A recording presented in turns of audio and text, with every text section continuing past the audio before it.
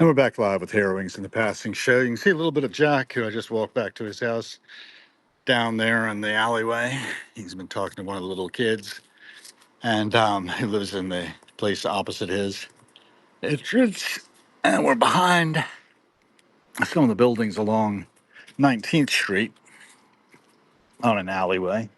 Another alley here. You can see a magnolia in bloom in the back of that house. The road less traveled, so to speak. I come along here fairly often on the Passing Show. Those of you who watch regularly would know that. Hey, David Gantz, you've joined. Hey, you want to go live? Let me know what's good for you. And I'll definitely want to talk to you.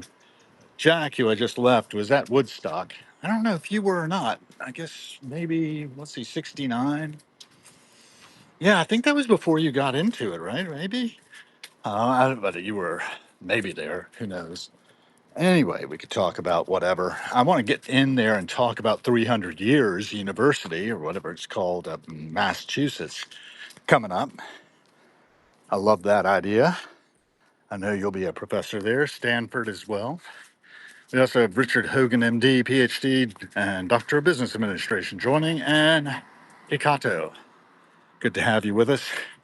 The Passing Show just to bring you a little bit of who, what, when, and where in Washington, D.C. This is the day after the big hoopla of the 250th anniversary of the country that happened. There were jets cruising through the atmosphere, missing these cranes, obviously. They're reconditioning the building my wife used to work in to be residences. Office spaces are generally going that route. Plywood on a window there. Not sure why. Could have been vandalism, could have been something else. That's at the 1900 of S Street. And we're heading down towards 20th. And we'll make our crossing on the other side of Connecticut and get back to the bunker.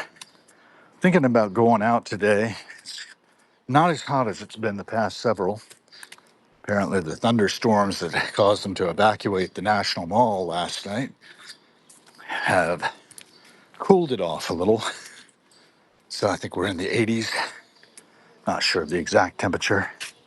I like looking down the alleyways, the different buildings, about scanning around the architecture of S Street between 19th and 20th Streets.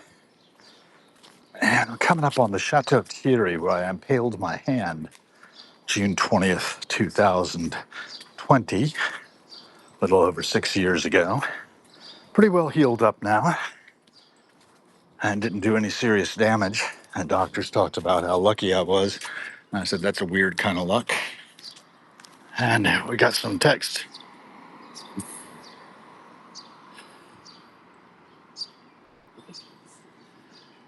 Contributions to understanding are very important. Well, thank you for that. The main thing is that the cars go up and down the street, people go from dawn to dusk and back again. We all have the power to change the world, and we need to invest ourselves in that. Every cent spent's a vote for the kind of world we're co-creating. We are homo economicus anymore.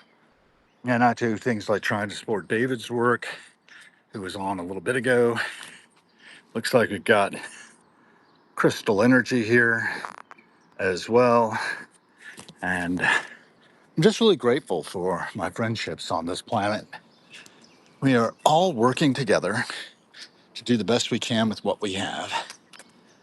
And I expect that if we knew better, we'd do better. If we thought more about life over the whole planet, every bit of DNA that's in action transforming our world, we could maybe leverage our wisdom collected over our time binding to affect the greatest good of the greatest number and mitigate a lot of the damages we do to the environment.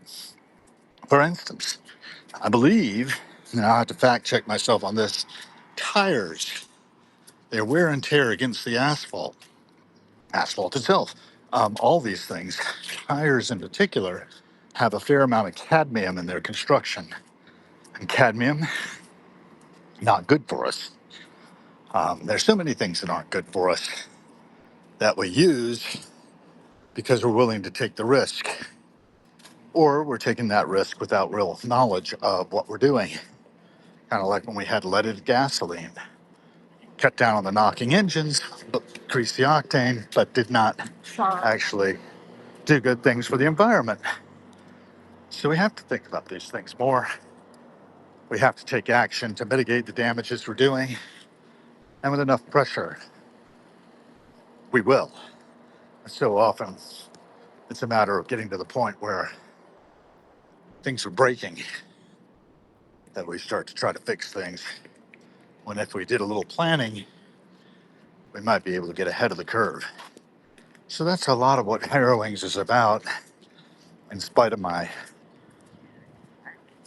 scattershot kind of efforts. I'm on that theme and I'm banging that drum, trying to transmit the signal through the noise of cyberspace. There was a lot of fifing and drumming, I tell you, yesterday, and that's where I got my desire to amplify signals through the noise, pick up what others might be laying down. That is an illegal turn, fella. That was not legal. JR 8811. All right. That wasn't a legal crossing by me either, but at least he stopped for me. He shouldn't have been turning there. I have a red arrow initially. Bees on the lavender are hard at work. I love seeing that. Remember the bees and think about how your life impacts everything else as you're making choices and what to do and how to do it. We're going to wrap up the passing show here, go in and charge the phone a bit, say hello to the passing dog, and check out my Japanese maple and its progress. We've been watering pretty well. Looks like things are going all right from a hydrangea. I'm getting a little wilty, but sun is directly on them. They'll probably poof back up in the afternoon. So thanks for joining us. Be the change.